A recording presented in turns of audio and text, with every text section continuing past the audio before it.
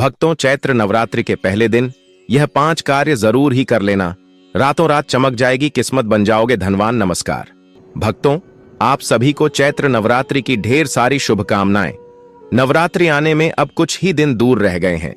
भक्तों, आज हम आपको इस वीडियो में चैत्र नवरात्रि आने से पहले 5 कर ऐसे बताएंगे। अगर आपने वह 5 कर नवरात्रि के पहले दिन कर लिए तो आपकी जन्मों जन्म अंतर की गरीबी दूर हो जाएगी और माता आपसे प्रसन्न हो जाएगी। आपकी जो भी पूजा पाठ है, व्रत है, वह संपूर्ण हो जाएगा। माता 9 के 9 दिन आपके घर में वास करेगी और जो भी इच्छा आप माता से मांगोगे वह शीघ्र ही पूर्ण हो जाएगी। यूं कहें कि 9 दिन में ही पूर्ण हो जाएगी। तो वीडियो के लास्ट तक बने रहना, बहुत ही लाभदायक वीडियो होने वाला है आपके लिए। तो चैत्र नवरात्रि के दिनों में मां को शीघ्र प्रसन्न करने के लिए आपको इन 9 बातों का ध्यान जरूर रखना चाहिए। तो भक्तों, आपसे निवेदन है कि वीडियो को पूरा जरूर देख लीजिए और अगर आपको आज की वीडियो अच्छी लगे तो लाइक भी कीजिए, शेयर भी कीजिए फैमिली फ्रेंड्स के साथ।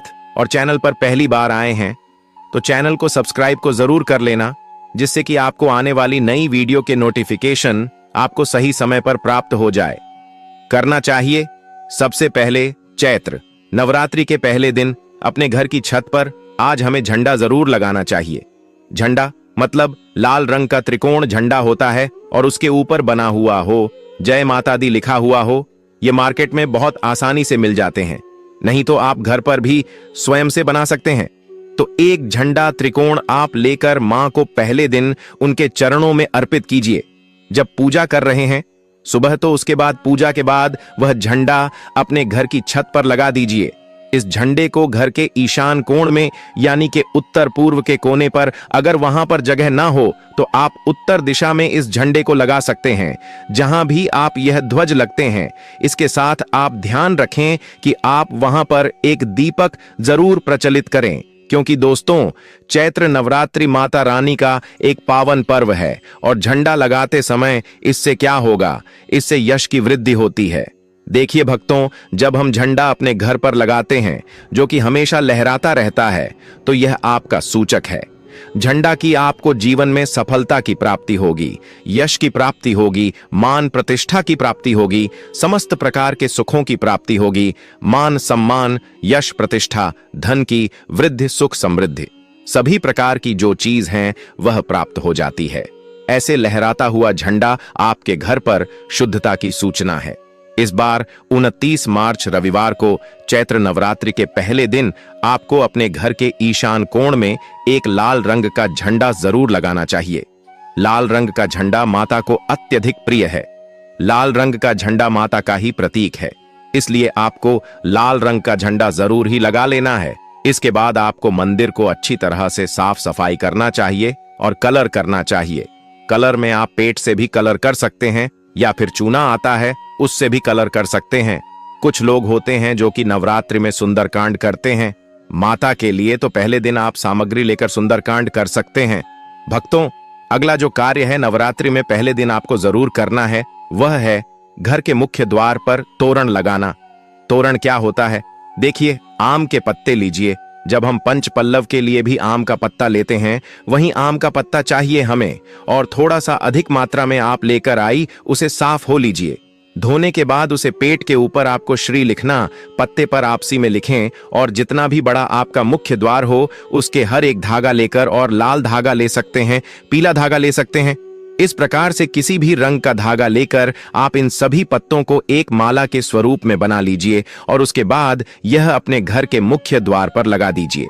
भक्तों, श्री पत्तों पर कुमकुम से लिख दीजिए या हल्दी से लिख दीजिए, इसी लगा दीजिए। पर कहीं तोरण लगा हुआ देखते हैं, आपको क्या लगता है?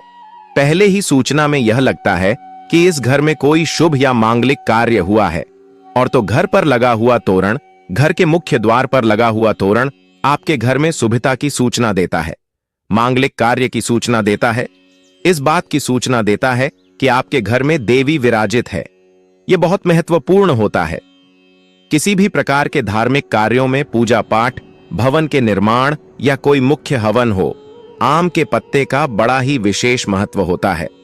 आम के पत्ते के बिना पूजा पाठ अधूरी मनाई जाती है। कलश स्थापना में भी आम के पत्ते का सबसे विशेष महत्व होता है। इसलिए भक्तों, नवरात्रि के पहले दिन घर के मुख्य द्वार पर तोरण लगाना और इसका बहुत ही शुभ फल भी हमें प्राप्त होता है। अगला जो कार्य है, तीसरा कार्य जो हमें नवरात्रि में जरूर करना चाहिए दोस्तों, वह अखंड दीपक प्रज्वलित करना। देखिए, अगर घर में हम अखंड दीपक प्रज्वलित करते हैं तो अखंड दीपक प्रज्वलित करने से मन की कोई भी इच्छा हो, अगर आप सोचकर और मन में धारण करके अखंड दीपक प्रज्वलित करते हैं तो आपकी कामना बहुत शीघ्र पूर्ण होती है। लेकिन इसके अलावा दीपक इस बात का प्रतीक है कि आपके घर में किसी भी प्रकार की नकारात्मक ऊर्जा प्रवेश नहीं करेगी और मन से घर से हर तरह से नकारात्मक ऊर्जा को दूर करता है दीपक। इसलिए अखंड दीपक चित्र नवरात्रि में पहले दिन से लेकर और नवमी तिथि तक प्रज्वलित किया जाता है, जिससे कि सुविधा का घर में वास हो, सकारात्मक ऊर्जा का घर में वास्तु, और जहां पर सकारात्मक ऊर्जा होती है वहां पर सुख स्मृति धन वैभव की प्राप्ति होती है। और दोस्तों, आपको बता दें कि मां भगवती वही वास करती है जहां सकारात्मक ऊर्जा रहती है। इसलिए हम घर के मुख्य द्वार पर तोरण लग रहे हैं ताकि बाहर से मुख्य द्वार से किसी भी प्रकार की नकारात्मक ऊर्जा हमारे घर में प्रवेश न करे। इसके अलावा जब हम दीपक प्रज्वलित कर रहे हैं तो हमारे विचारों में किसी प्रकार की नकारात्मक ऊर्जा न हो, इसके लिए हम प्रज्वलित कर रहे हैं। जब हम पूजा प्रार्थना कर रहे हैं, मंत्र जाप कर रहे हैं, निर्मित में उसे कर पाए किया जाता है। लेकिन अगर आप किसी भी कारणवश अखंड दीपक प्रज्वलित नहीं कर पाते हैं तो सुबह शाम दोनों समय जब मन की आराधना करें तब आपको शुद्ध घी का दीपक जरूर प्रज्वलित करना है। और सुबह शाम दोनों समय अपने घर में लौंग और कपूर की आरती जरूर कीजिए, जिससे कि घर में नकारात्मक ऊर्जा न रहे और घर में सकारात्मक ऊर्जा का वास बना रहे। अगला जो कार्य है नवरात्रि में आपको जरूर करना चाहिए, वह कलश स्थापना। दीपक में एक और बात का ध्यान रखें, फिर हम कलश की स्थापना की बात करते हैं। दीपक में अगर आप घी का दीपक प्रज्वलित कर रहे हैं तो उसे आपको मां भगवती दुर्गा की मूर्ति के दाएं तरफ रखना होता है, और अगर आप तेल का दीपक प्रज्वलित करते हैं तो मां भगवती दुर्गा के बाएं तरफ आपको तिल तेल का दीपक रखना चाहिए। ध्यान रखें, जब भी आप दिल तेल या फिर घी का दीपक प्रज्वलित करते हैं तो उसे स्थान पर रखना चाहिए। और अगला जो कार्य है घट स्थापना करना, यानी कलश की स्थापना करना, तीखी कलश की स्थापना। जब हम करते हैं चैत्र नवरात्रि में, कलश में हम सभी देवी देवताओं का आवाहन करते हैं। सभी देवी देवताओं का पूजन मां भगवती के साथ ही हम प्रतिदिन करते हैं। इस तरफ 9 दिनों तक लगातार हम समस्त देवी देवताओं का पूजन करते हैं। घर में आवाहन करके विधि विधान से विशेष रूप से हम उनकी आराधना करते हैं, क्योंकि जब हम मां का पूजन करते हैं पहले हम कलश का पूजन करते हैं। धूप दीप नैवेद्य चीज हम मां को अर्पित करते हैं विधि विधान से, और इसके साथ ही कलश को भी हम इसी प्रकार से अर्पित करते हैं। तो सभी देवी देवताओं की विशेष पूजा हम 9 दिनों तक कर रहे हैं, तो हमारे जीवन में किसी भी प्रकार की कोई बाधा दूर होती है और कोई भी हमारे विशेष काम ना हो तो अवश्य पूर्ण होती है। तो कलश की स्थापना हमें जरूर करनी चाहिए।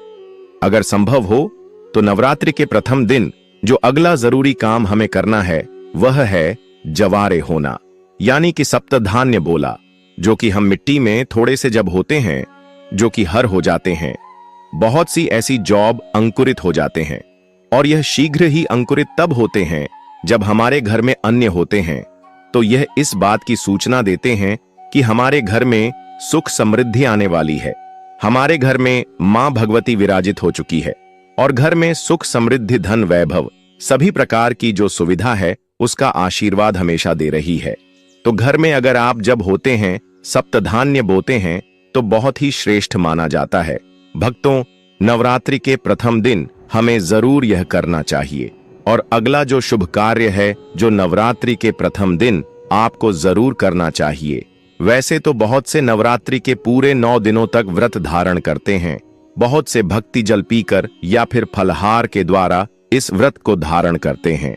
लेकिन अगर आप पूरे नवरात्रि व्रत धारण नहीं करते हैं तो नवरात्रि के प्रथम दिन आपके व्रत धारण जरूर करना चाहिए। चैत्र नवरात्रि के प्रथम दिन और अंतिम दिन यानी नवमी तिथि पर, यह अष्टमी तिथि पर आपको व्रत जरूर करना चाहिए। तो प्रथम दिन बहुत महत्वपूर्ण है, मां भगवती दुर्गा की आराधना करते हैं, विधि विधान से उनका आभार करके पूजन कर रहे हैं, तो प्रथम दिन आपके व्रत जरूर करना चाहिए और संभव हो तो पूरे चैत्र नवरात्रि व्रत करना चाहिए। पूरे नवरात्र जब हम व्रत करते हैं, मां की पूजा आराधना करते हैं, सात्विकता के साथ मां की आराधना करते हैं, तो मन शीघ्र ही प्रसन्न होती है। लेकिन व्रत भी धारण करें जब आप स्वस्थ हो, पूर्ण रूप से अगर आप स्वस्थ नहीं हो, व्रत रखने में समर्थ भाव, सिर्फ आप शुद्ध सात्विक भोजन यानी कि बिना लहसुन प्याज का भजन लेकर मां की आराधना सुबह शाम करें, तो सच्चे मन से भक्ति भाव से हम मां की आराधना करते हैं तो मन शीघ्र ही प्रसन्न होती है। अगर व्रत धारण की रखने की अगर आपकी शक्ति या समर्थ शारीरिक रूप से नहीं है तो आपको व्रत नहीं रखना चाहिए। लेकिन अगर संभव हो तो पहले दिन फलाहार के द्वारा व्रत धारण जरूर कीजिए। अगला जो जरूरी कार्य है जो नवरात्रि में आपको जरूर करना है, घर के मुख्य द्वार पर दोनों तरफ स्वास्तिक का चिन्ह जरूर बनेंगे। प्रकार की नकारात्मक ऊर्जा हमारे घर में प्रवेश न करें। इसके अलावा जब हम दीपक प्रज्वलित कर रहे हैं तो हमारे विचारों में किसी प्रकार की नकारात्मक ऊर्जा ना हो, इसके लिए हम प्रज्वलित कर रहे हैं। जब हम पूजा प्रार्थना कर रहे हैं, मंत्र जाप कर रहे हैं, निर्विघ्न उसे हम पूर्ण कर पाए, इसके लिए अखंड दीपक प्रचलित किया जाता है। लेकिन अगर आप किसी भी कारणवश अखंड दीपक प्रज्वलित नहीं कर पाते हैं तो हम दोनों समय जब मन की आराधना करें तब आपको शुद्ध घी का दीपक जरूर प्रज्वलित करना है और सुबह शाम दोनों समय अपने घर में लौंग और कपूर की आरती जरूर कीजिए, जिससे कि घर में नकारात्मक ऊर्जा न रहे और घर में सकारात्मक ऊर्जा का वास बना रहे। अगला जो कार्य है नवरात्रि में आपको जरूर करना चाहिए, वह कलश स्थापना की बात करते हैं। दीपक में अगर आप घी का दीपक प्रज्वलित कर रहे हैं तो उसे आपको मां भगवती दुर्गा की मूर्ति के दाएं तरफ रखना होता है, और अगर आप तेल क्या दीपक प्रज्वलित करते हैं तो मां भगवती दुर्गा के बाएं तरफ आपके दिल तेल का दीपक रखना चाहिए। तो इस प्रकार से दीपक का आप ध्यान रखें। जब भी आप दिल तेल या फिर घी का दीपक प्रज्वलित करते हैं तो उसे स्थान पर रखना चाहिए। और अगला जो कार्य है घट स्थापना करना यानी कलश की स्थापना करना। तीखी कलश की स्थापना जब हम करते हैं नवरात्रि में, कलश में हम सभी देवी देवताओं का आवाहन करते हैं। सभी देवी देवताओं का पूजन मां भगवती के साथ ही हम प्रतिदिन करते हैं। इस प्रकार से जब 9 दिनों तक लगातार हम समस्त देवी देवताओं का पूजन करते हैं, घर में आवाहन करके विधि विधान से विशेष रूप से हम उनकी आराधना करते हैं। क्योंकि जब हम मां का पूजन करते हैं, पहले हम कलश का पूजन करते हैं। धूप दीप नैवेद्य चीज हम मां को अर्पित करते हैं विधि विधान से, और इसके साथ ही कलश को भी हम इसी प्रकार से अर्पित करते हैं। तो सभी देवी देवताओं की विशेष पूजा हम 9 दिनों तक कर रहे हैं, तो हमारे जीवन में किसी भी प्रकार की कोई बाधा दूर होती है और कोई भी हमारे विशेष काम ना हो तो अवश्य पूर्ण होती है। तो कलश की स्थापना हमें जरूर करनी चाहिए। अगर संभव हो तो नवरात्रि के प्रथम दिन जो अगला जरूरी काम हमें करना है वह है जवारे होना, यानी कि सप्तधान्य बोला, जो कि हम मिट्टी में थोड़े से जब होते हैं जो कि हर हो जाते हैं, बहुत सी ऐसी जॉब अंकुरित हो जाते हैं, और यह शीघ्र ही अंकुरित तब होते हैं जब हमारे घर में अन्न होते हैं। इस बात की सूचना देते हैं कि हमारे घर में सुख समृद्धि आने वाली है, हमारे घर में मां भगवती विराजित हो चुकी है और घर में सुख समृद्धि धन वैभव सभी प्रकार की जो सुविधा है उसका आशीर्वाद हमेशा दे रही है। तो घर में अगर आप जब होते हैं, सप्तधान्य होते हैं, तो बहुत ही श्रेष्ठ माना जाता है। भक्तों, नवरात्रि के प्रथम दिन हमें जरूर यह करना चाहिए। और अगला जो शुभ कार्य है जो नवरात्रि के प्रथम दिन आपको जरूर करना चाहिए। वैसे तो बहुत से भक्ति नवरात्रि के पूरे 9 दिनों तक व्रत धारण करते हैं, बहुत से भागवत जल पीकर या फिर फलहार के द्वारा इस व्रत को धारण करते हैं। लेकिन अगर आप पूरे नवरात्रि व्रत धारण नहीं करते हैं तो नवरात्रि के प्रथम दिन आपके व्रत धारण जरूर करना चाहिए। नवरात्रि के प्रथम दिन और अंतिम दिन यानी नवमी तिथि पर, यह अष्टमी तिथि पर आपको व्रत जरूर करना चाहिए। तो प्रथम दिन बहुत महत्वपूर्ण है। मां भगवती दुर्गा की आराधना करते हैं, विधि विधान से उनका आभार करके पूजन कर रहे हैं, तो प्रथम दिन आपके व्रत जरूर करना चाहिए और संभव हो तो पूरे नवरात्र व्रत करना चाहिए। पूरे नवरात्र जब हम व्रत करते हैं, माँ की पूजा आराधना करते हैं, सात्विकता के साथ माँ की आराधना करते हैं, तो मन शीघ्र ही प्रसन्न होती है। लेकिन व्रत भी धारण करें जब आप स्वस्थ हो, पूर्ण रूप से। अगर आप स्वस्थ नहीं हो, व्रत रखने में असमर्थ हो, तो सिर्फ आप शुद्ध सात्विक भोजन यानी कि बिना लहसुन प्याज का भजन लेकर माँ की आराधना सुबह शाम करें। तो सच्चे मन से भक्ति भाव से हम माँ की आराधना करते हैं तो मन शीघ्र ही प्रसन्न होती है। अगर व्रत धारण की रखने की अगर आपकी शक्ति या समर्थ शारीरिक रूप से नहीं है तो आपको व्रत नहीं रखना चाहिए। लेकिन अगर संभव हो तो पहले दिन फलाहार के द्वारा व्रत धारण जरूर कीजिए। अगला जो जरूरी कार्य है जो नवरात्रि में आपको जरूर ही कर लेना है। दोस्तों, आपको हम बता दें कि नवरात्रि में आपको तामसिक पूजन का उपयोग करना चाहिए। फल फ्रूट जूस पीने से शरीर में एनर्जी आती है और व्रत रखने वाली महिला या पुरुष बीमारियों से बचे रहते हैं। अब तो हम आपको बता देते हैं कि चैत्र नवरात्रि कब से प्रारंभ होगी और पूजा का शुभ मुहूर्त क्या होने वाला है, किस दिन कौन सी देवी माता की पूजा करनी है।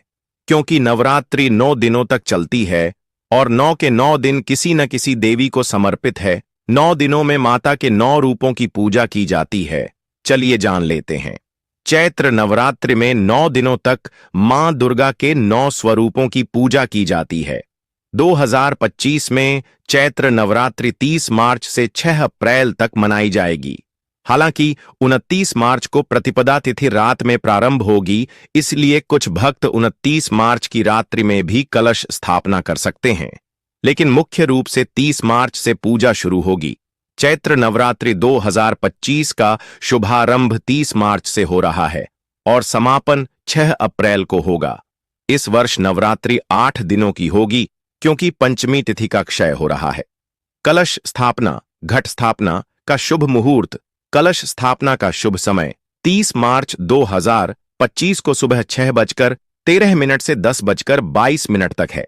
इसके अलावा अभिजीत मुहूर्त दोपहर 12:01 से है। 12:50 तक रहेगा मां दुर्गा के 9 स्वरूपों की पूजा का क्रम।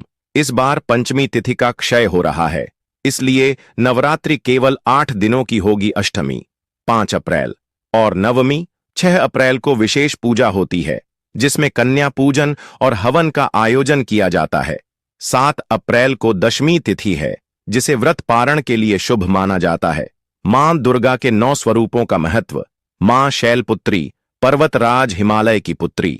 नवरात्रि का पहला दिन मां ब्रह्मचारिणी, तपस्या की देवी, संयम और साधना का प्रतीक। मां चंद्रघंटा, शांति और कल्याण की देवी। मां कूष्मांडा, ब्रह्मांड की सृष्टिकर्ता, ऊर्जा का प्रतीक। मां स्कंद माता, भगवान कार्तिकेय स्कंद की माता। मां कात्यायनी, राक्षसों का नाश करने वाली देवी। मां कालरात्रि, काल और नकारात्मक शक्तियों का ना करने वाली। मां महागौरी, शांति और ज्ञान की देवी। मां सिद्धिदात्री, सभी सिद्धियों को प्रदान करने वाली। विशेष पूजा और अनुष्ठान। कलश स्थापना 30 मार्च को अष्टमी नवमी पूजन। 5 और 6 अप्रैल को कन्या पूजन। अष्टमी या नवमी को व्रत पारण। दशमी 7 अप्रैल को। इस प्रकार चैत्र नवरात्रि 2025 में भक्तजन मां दुर्गा के विभिन्न स्वरूपों की विधिपूर्वक पूजा करके सुख, समृद्धि और शांति की प्राप्ति कर सकते हैं। चैत्र नवरात्रि व्रत का पारण। नवरात्रि व्रत का पारण 7 अप्रैल 2025 को दशमी तिथि के दिन किया जाएगा। इस प्रकार चैत्र नवरात्रि 2025 में मां दुर्गा के 9 स्वरूपों की पूजा विधिपूर्वक की जाएगी, जिसमें कलश स्थापना का विशेष महत्व है। सभी भक्तजन इन शुभ मुहूर्तों का पालन करते हुए मां दुर्गा की आराधना करें और उनका आशीर्वाद प्राप्त करें। भक्तों, आपको हमारे द्वारा बताइए जानकारी कैसी लगी? कमेंट बॉक्स में हमें जरूर ही बताएं और सच्चे हृदय से लिख दें। जय माता रानी।